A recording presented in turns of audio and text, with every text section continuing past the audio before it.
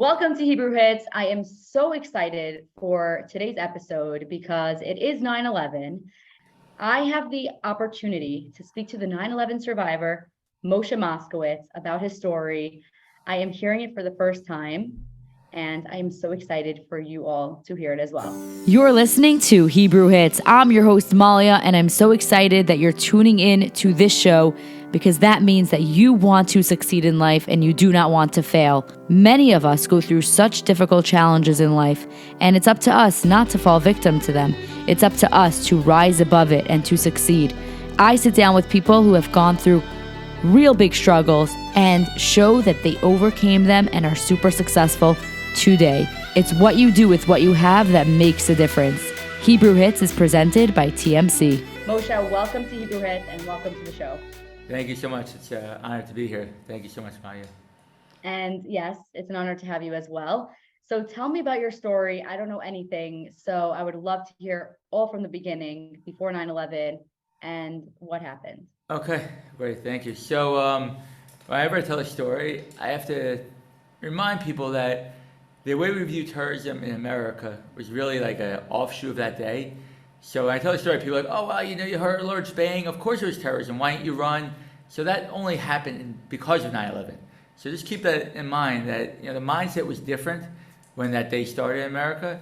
So I worked on, and the other thing to keep in mind is that I wasn't religious. I was slowly becoming religious. So a lot of things I do today. What's that? How old were you at this time? So I was born in 76, so I guess I was 24, right? Next to 25. There we go. Good math. You were 24, you were not 25, religious. 25. Actually, no, I was 24.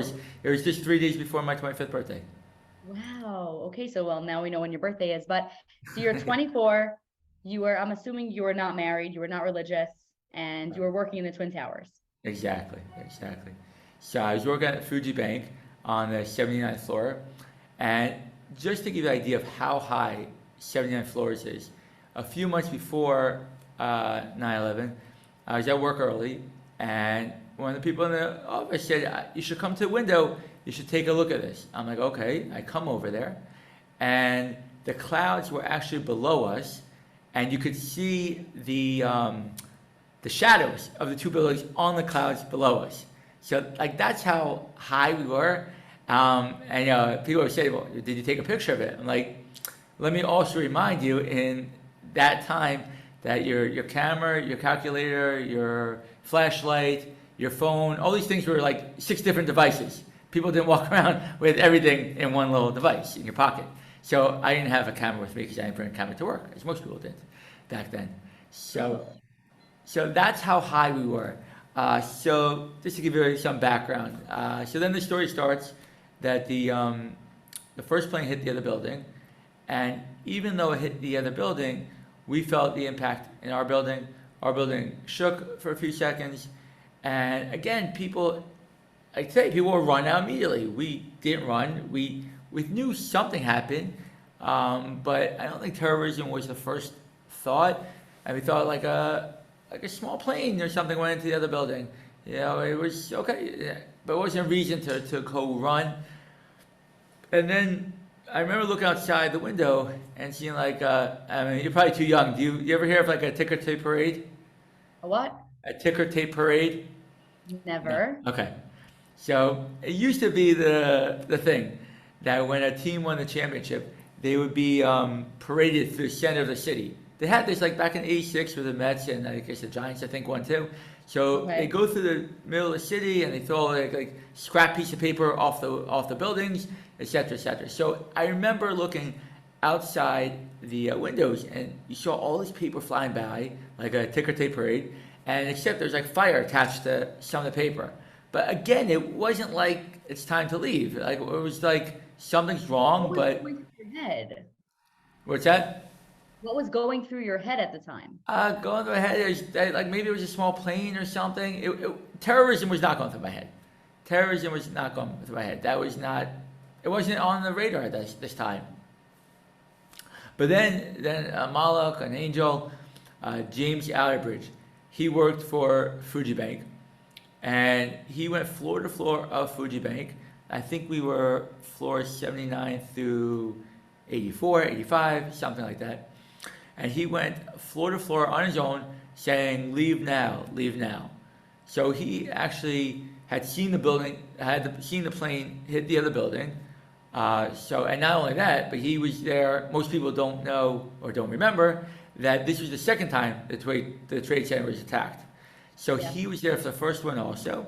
But this time he saw the plane hit the other building, so he knew this wasn't like, this was a serious thing.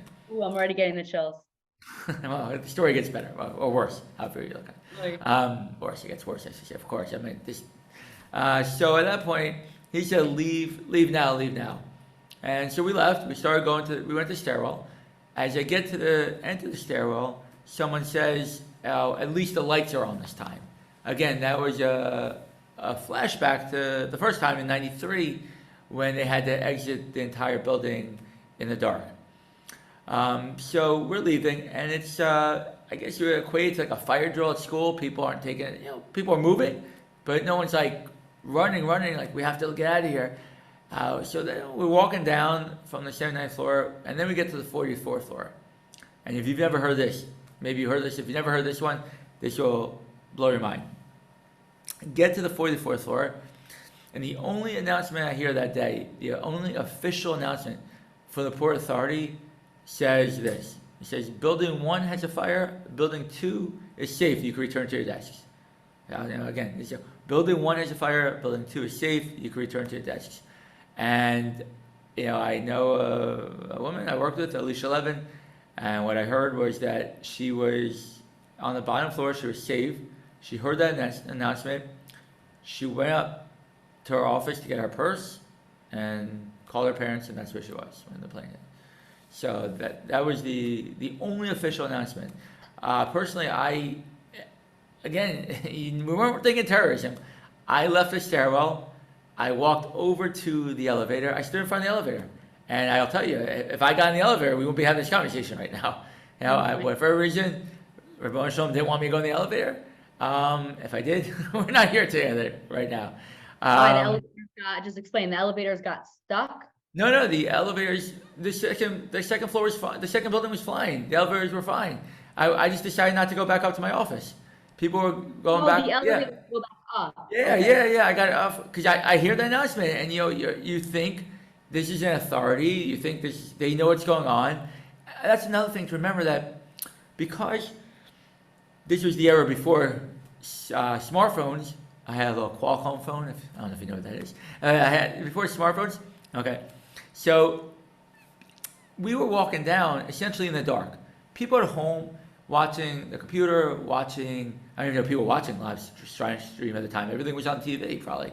That they were watching the planes going. They were watching the fire. They knew more than we did. We were on the inside, but because we didn't have smartphones, we weren't really being up to date on what was going on. So of course, if I had seen the fires from the first building, I never would have thought. I would have said, that's a big fire. I'm not going back up. But again, I didn't see that. So I don't understand why the guy who made the announcement didn't get the proper information. Because it was before terrorism in America. I imagine the person that made that announcement, one or two things. They didn't know it was terrorism. Or they probably thought it was a big plane that went in by accident. They probably thought it was an accident. They probably knew it was a plane, but they didn't think it was terrorism. And there's no way they thought there was another plane coming, obviously. So they thought a plane crashed. It's a crazy thing, but it happened. So there's a big fire.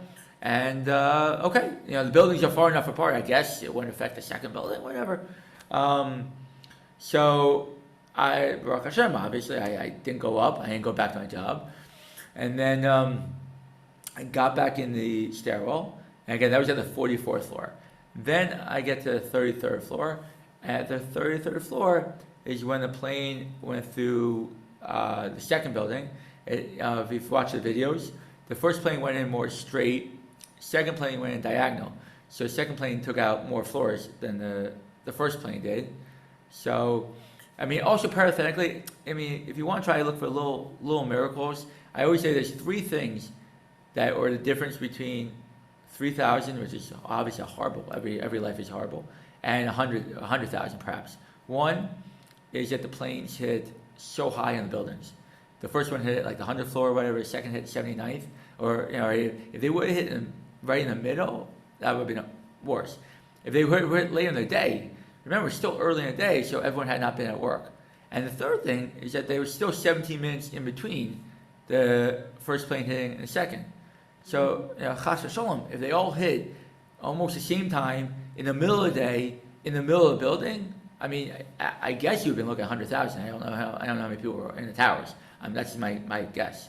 So, I mean, there were some silver linings, miracles that it wasn't, obviously, it was horrible, but it wasn't as worse as it could be, as horrible as it could be. I mean, your story is a miracle. Yeah. So we get to the 34th floor. At this point, the plane had hit the second tower. It crashes through the 5-6 floors of Fuji Bank, including going through the 79th floor, which I had just left 17 minutes earlier. Every time I tell a story, I'm like, did this really happen? So I have a little pack of stuff I talk about, and I printed out at one point the timeline of the time the planes hit, and it was 8:46 and 9:03. So I'm like, okay, when I say 17 minutes, it was literally 17 minutes after I left, the second plane went through my floor. At this point, but I mean, the impact, I guess these planes go 500 miles per hour. So the impact was so great, even though I was on the 33rd floor and I hit the 79th, I do the math, 46 floors, I still fell over for half a second. I mean, I fell over for half a second. I wasn't sure if I was alive or not. Because I had a flashback that I had remembered somebody told me, I think it was my best friend, that the plan of the first attack on World Trade Center, they wanted to knock one building into the other. So in the back of my mind, I thought that's what was happening at this point. So I got up, I realized I was still alive. Obviously it was a loud noise, everything. And again, I wasn't religious. I didn't look like this. I didn't have a beard. I didn't wear a kippah. I didn't keep kosher. And I had a flashback. I had a real flashback at this point to probably about 20, 25 years earlier when I was in reform school. And I remember they taught us the Shema. And they taught us basic Shema. And they said that people say this while they're on their deathbed. So at that point, I started repeating the Shema. Shema Yisrael, Shema Chanu, Shema Yisrael. Just the first 6 words. That's all I knew. And you still remembered it. Yeah, I mean, I was, again, at this point, I was becoming solely religious, so I was going to shul sometimes here and there. So just the first 6 words, I mean, it's pretty basic. I didn't know anything after six words probably. But that's all it says. Shema Yisrael. But then, here's the greatest thing. It's an amazing thing. It's amazing that we read this 3 days ago, Parsha Shoftim. So there on the spot, Rashi says, it says Shema Yisrael. Rashi says, again, at this point, I never heard Rashi.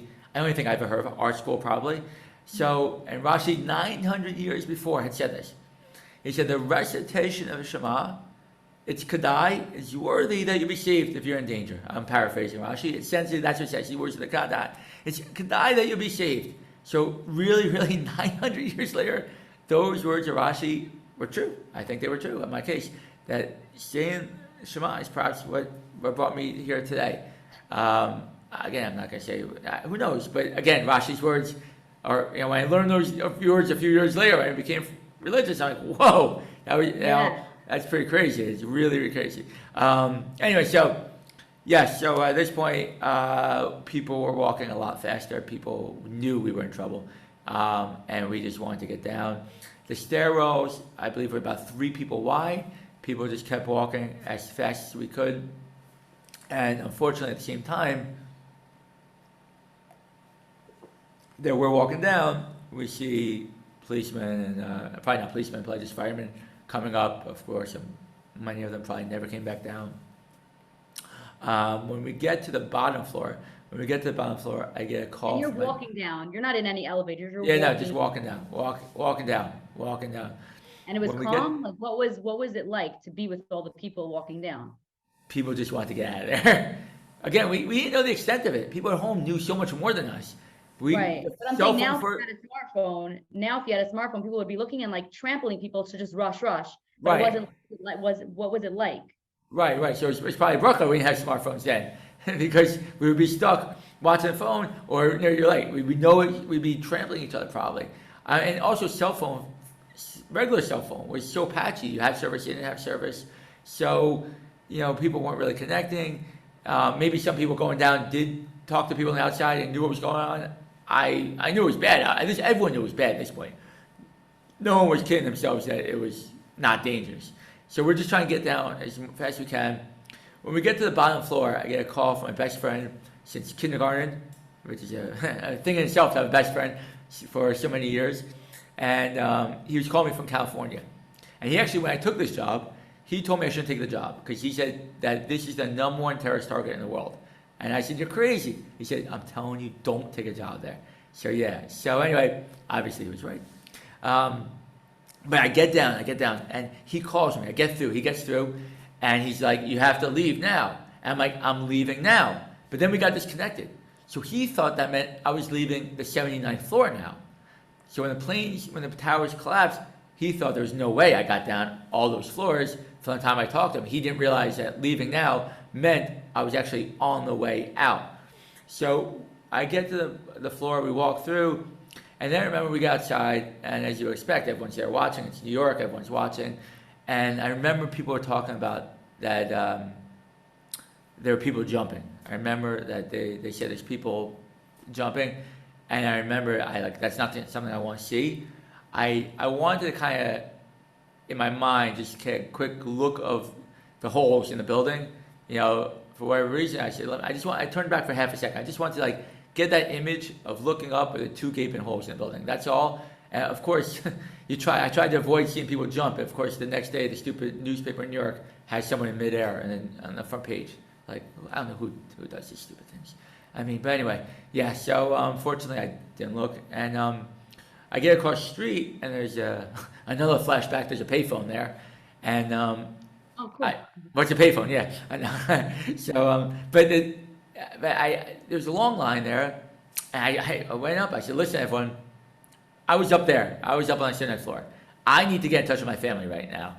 And they let me get to the front of the line, and I got in touch with the operator, who got in touch with my mom's office, who could tell the whole family I was okay. And from there, I ended up going to the Upper East Side to my uncle's house to spend the night there. And walking through the city that day was crazy. There's so many rumors. People had rumors that the White House was hit, that the Senate was hit, the Congress was everything. No one knew what was going on. It was complete chaos. People felt like the world was ending. It was really. Did you have Google back then or no? Was there Google? I think so, but I think Amazon also sold books back then. What? I think back then. I think Amazon only sold books, so I'm not sure what Google did back then. I think. Okay, because I'm wondering, you could have Googled was the White House also hit? Yeah, no, but back then, there was barely. I don't know if people had cell phone service. I had internet on their phones. A phone was a phone. So I don't think my phone. You had text messaging. I don't think you had anything else on your phone. So right, it's such a different world. I'm just thinking I'm literally my entire body has the chills just listening to your story and how you got out. It's literally a miracle. And obviously we're going to get further in your story, but have you ever been nervous to go into big buildings since towers? I don't go downtown really unless I have to. I don't go downtown. I'm not nervous to fly. I guess the kids know, even though sometimes it doesn't matter, that if you want to say boo, I jump a lot. I've had a nightmare. I don't have nightmares or anything, but I do get scared very easily. If a kid hides around the corner and says boo, and they know that they shouldn't do that, especially to me, but they're kids and they think it's funny. But so I'll jump. I've noticed that. 9/11, I've gone down. Well, I ended up having to take a job there a few years afterwards. So not in 9/11, but I had to take the path. And it was my office, I think it was in World Trade Center 7 or something, one of the other buildings I had to go through sometimes. So, but other than that, if we're just driving and Waze diverts us downtown, and then I look up and I see the towers, I'm I just want to get out of there. Right. I don't want to be down there. I know, no shakers. no desire to go downtown. If I never go down there the rest of my life, that'll be fine. That makes total sense. It's extremely traumatic what you went through, and I'm just hearing it, and I'm like literally getting like the chills throughout my entire body. I said that already because that's like the feeling that I have, and I don't know any other feeling that I am feeling right now. Just like hearing it, and you actually went through it. Did you have any close friends or coworkers that passed away? Right. The one woman I mentioned, she was like on our company softball team.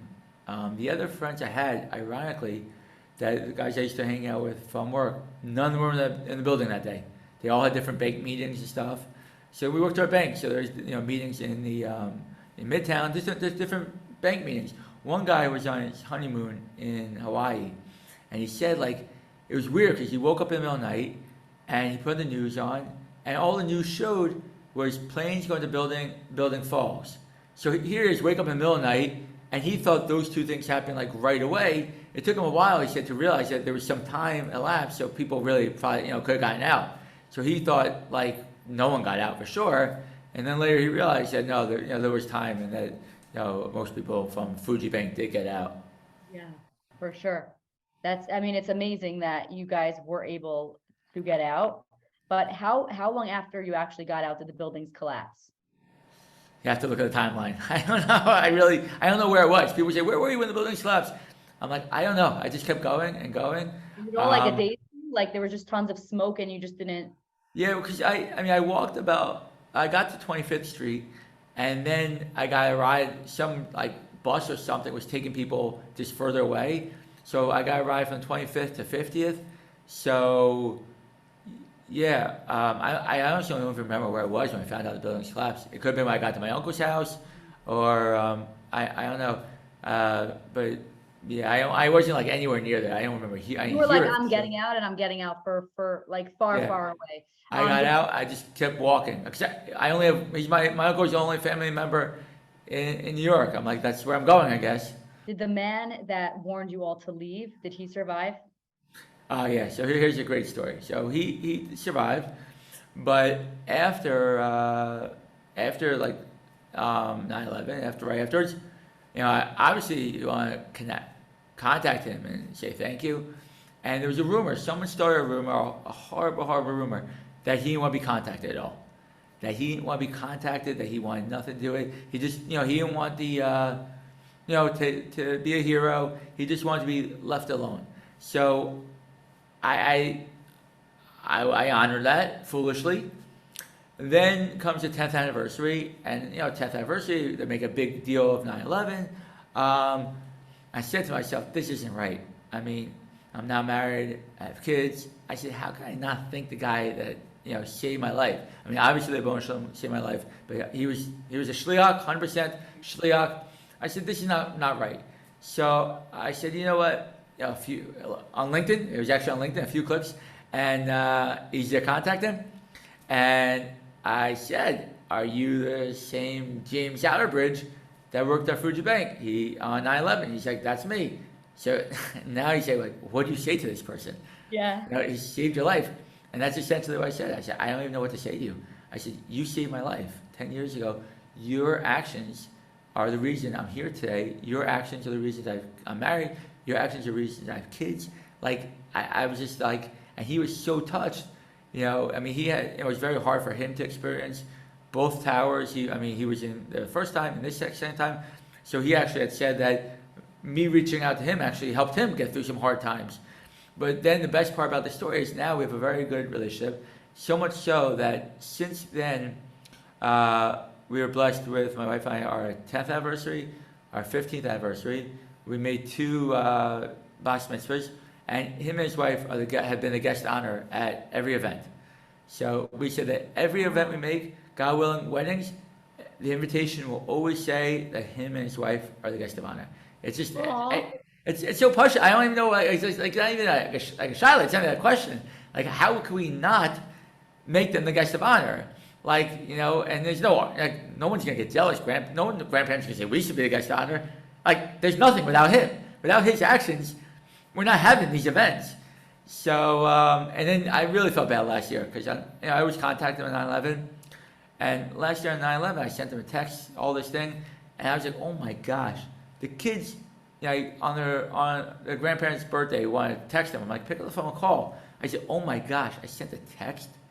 Like, who am I? I sent a text. I picked up the phone. I was apologizing. I'm like, I'm so sorry. I can't believe I sent you a text.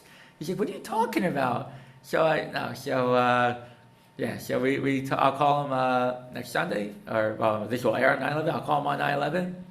And, again, sometimes before or after the call, I'll send him a picture of the kids, usually like the first day of school. Because again, I'm like, what? There's nothing I can say to you. I'll call you and thank you, but I can't put into words. Here's a funny story. Maybe I told this to him. I don't remember I even told this to him. Okay. He one time contacted me like in the middle of the year, meaning far away from 9/11, because that's like our bond. And he said, I need a favor. So I'm thinking, what happens if he needs, like, say, $10,000? I said, 4 kids, $2,500 each. It's a pretty good deal. So he just needed me to verify to the 9/11 commission or something that he was there that day. So I'm like, I told my wife, we saved $10,000. But no, so yeah, we have a very, very a special bond for sure. And I mean, what do you say to someone that saved your life? Not so many people can say that they have someone that actually saved their life. Right. Yeah. But I'll also show you that Curse of Tov has no end. There's no end.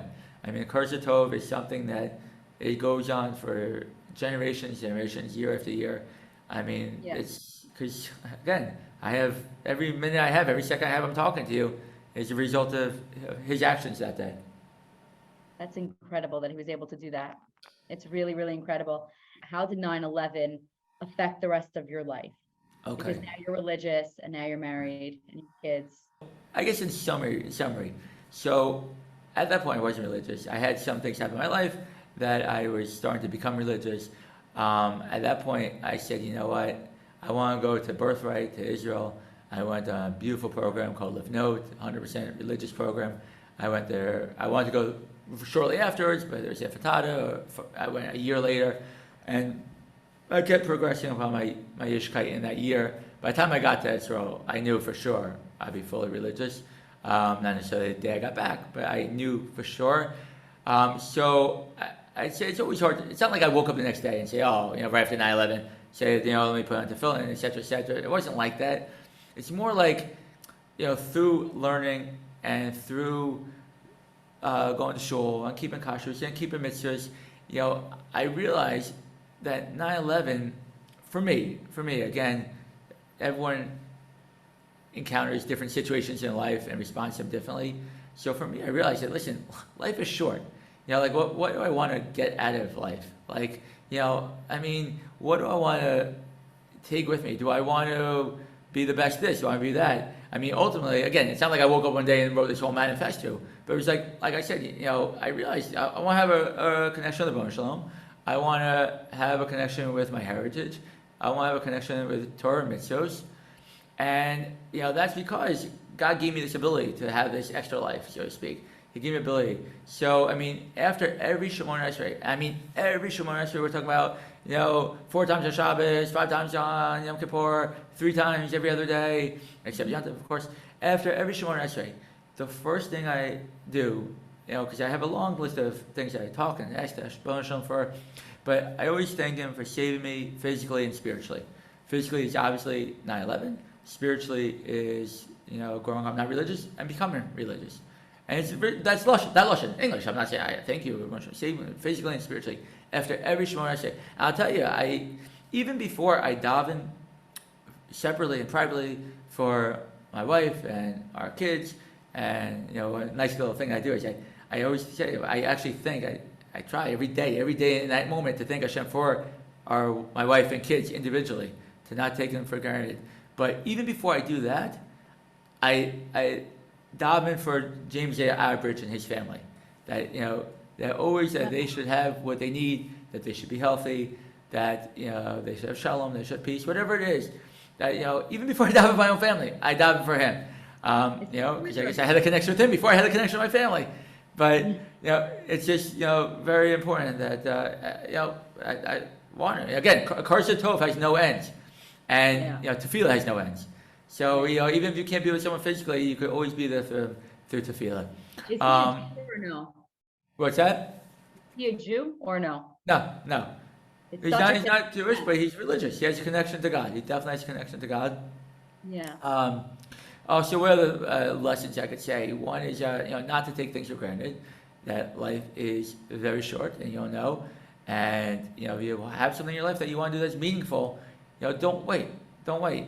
Go for it. You don't know what tomorrow's gonna bring, and there's always gonna be roadblocks. So don't say tomorrow.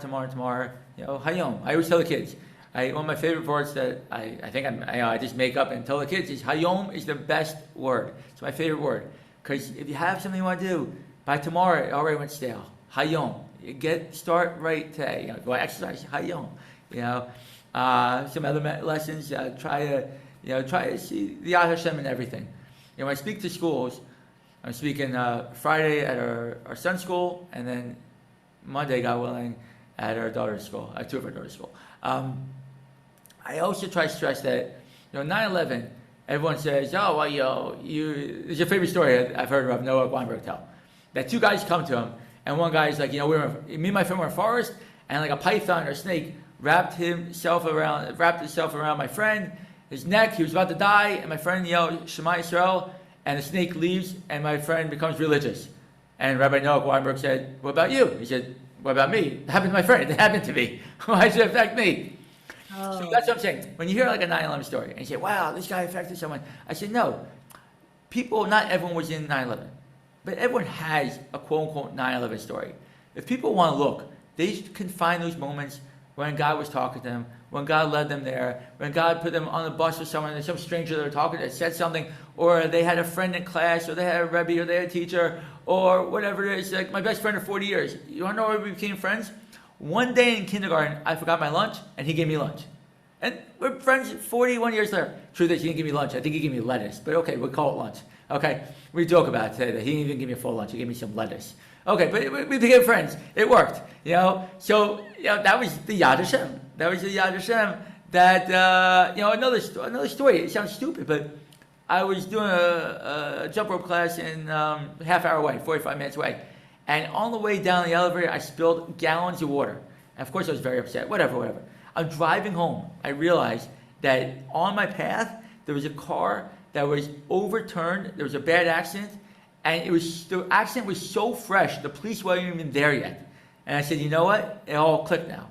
I was delayed. How long was I delayed for? Maybe 5 minutes. This accident probably happened in the last 5 minutes.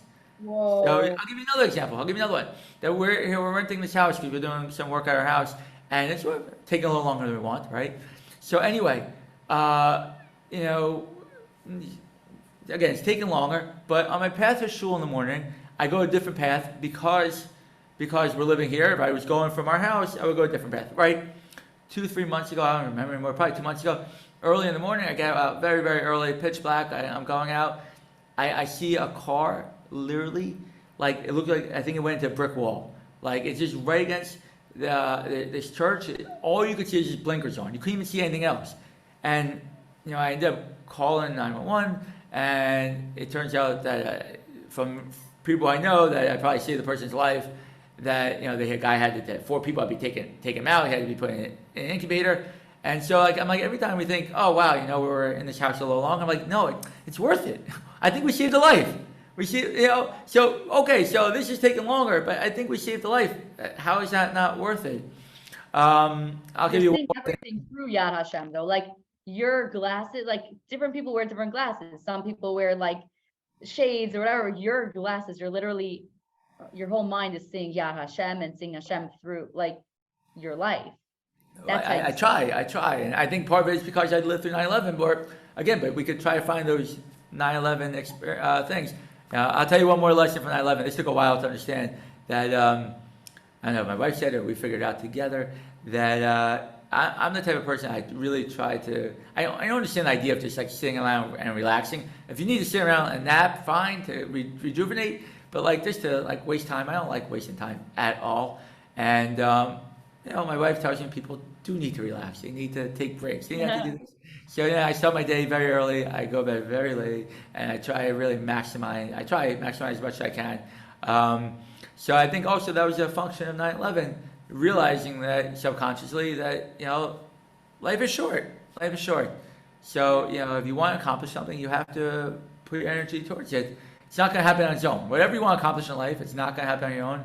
But the davening for success, obviously it's not going to happen alone, meaning it's not going to happen, but it's not going to happen if you do yourself, so you have to bring Hashem with you with everything you do. I don't do anything on the secular day of 9/11 because, again, the day was created at night, so I only follow the Hebrew calendar.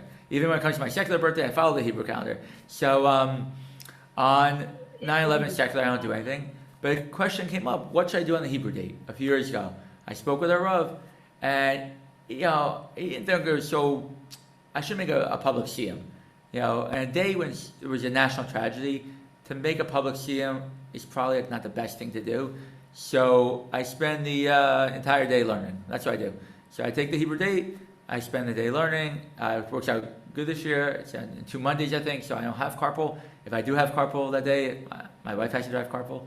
And no matter what it is, the day stops in our household because I say, this is for the B'nai Shalom. This is not for me.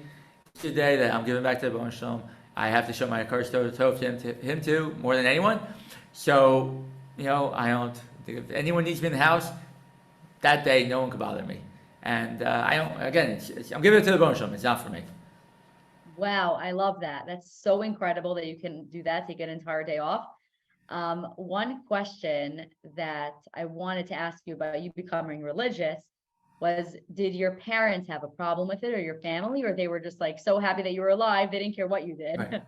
So interesting. So what started the process is that, now you're going to get more than you bargained for. Then when I was 13, my parents divorced, and my dad remarried a non-Jewish woman, and he has since started practicing a different religion. He actually became an ordained deacon. But I'll tell you one thing: this is a miracle in itself. That although my father's an ordained deacon and I became religious, it's a miracle upon a miracle times 100 that we have a great relationship to this day. So wow. It's more almost as big as miracle as me surviving 9/11. That my father and I have such different religious beliefs, and still have a wonderful relationship. So I don't take that for granted. I don't think he does either. But the question was, how do they take I guess my father, he became closer in his way. So I think he saw a value in me becoming religious, and my mother was. I think there's always growing pains when people have kids who become more religious than them. But she, I think, has seen the beauty. I mean, she comes to us for all the Yom Tovim, and she's very respectful, and I think she appreciates it too. Like she says, it's not for her. And I'm like, I say not yet, but okay. So every year for my birthday, she's like, "What do you want? I'll buy you any sefer you want, anything." I said, "There's only one thing I want." She's like, "What?" She's like, "You have to come for Shabbos." So. Aww. So what's that? Do you have any siblings?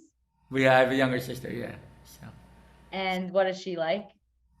She's wonderful. I haven't convinced her to be religious yet either, but but we have a wonderful relationship, really. And our kids love our kids. So, and everyone comes for all the Yom Tovim. They either come for one meal, they come for one Seder, they come for one meal in the Sukkah, one meal Rosh Hashanah. Baruch Hashem. One last thing that I want to ask you. Okay. Is what was the first thing that you did when you reunited with your family after they knew that you survived and that you were physically okay? Was it like a giant hug? Was it a cry? Like, what did you do? It's probably a hug, but I don't remember. I don't remember. I remember that Friday that I went out to Starbucks, Starbucks, to get one of the drinks I like. That doesn't have kosher ingredients, but I wasn't keeping kosher back then. So, I remember that. Oh, I remember I went with my mom to Barnes and Noble because I was before I was religious. I just like to read a lot. Not that reading's bad. I just spend my time reading, learning different stuff now. I think it was also a few days later. It was Rosh Hashanah, so it was very moving. Again, I was not in Orthodox shul. But it was a different aura around everyone. Everyone that year, I think, was just different. Even religious, not religious. I think religious was. I think Rosh Hashanah was less than a week later. I think. And you celebrated it when you were not religious? We celebrated means different than I celebrate. It Okay. means, you might get to show a little, and it still means you drive, Yeah. but not the way you celebrate now. But we could have a whole talk about becoming Baal Tshuva. That's a whole nother topic in itself. Yeah. No, I think it's amazing that uh, like your story is so incredible. Not only did you survive 9/11, but as you said, Hashem saved you physically and Hashem saved you spiritually is a beautiful thing. And I mean, just like to be reunited with family and knowing that you're safe and that you're okay is so beautiful, and that you have a beautiful family now, and your business Jump Into Shape is going well, thank God. And like, it's so many years ago, but it still brings up so much emotion when you talk about 9/11, because so many innocent people were killed that Right. day and so many precious souls. And you see how your life is. Like, imagine all those people that could have survived if this didn't happen, how many more beautiful souls there would be. So I also want to take the time now to just like remember those people that did pass away. And I just like hope that nothing like this ever happens again. Amen. And I want to thank you also for being here and sharing your story. I know it's not easy to share something so traumatic like that, but I know that the value that you are giving over is amazing, and so inspiring and so moving. And I'm gonna probably, I have these like little sticky notes that I have in my room that I hang up, and I think I'm gonna make a big one that says Hayom, and just like stick it on there, because it's such a small thing that you can remember, but it's such a Right. powerful takeaway, which is Hayom, like get it done today. So yeah, I'm Right. very, Thank very you. honored to have Thank you. interviewed We you. should make little magnets together. We'll make car magnets together. I love that. We'll discuss that after this, after we, but I appreciate you taking the time, and thank you so much for being on Hebrew Hits podcast and sharing your story. It's a real honor. Thank you so much, Malia. I appreciate it. Thank you. You're welcome. And you can go check out Moshe Moskowitz on LinkedIn. And how can they check out your website? Jumpintoshape.com. Is that what it is? Have fun. Oh, sorry. Jumpintoshape.fun. Go check it out so you can start jumping and yeah, get your exercise started. Thank you so much and have a great day. Thank you.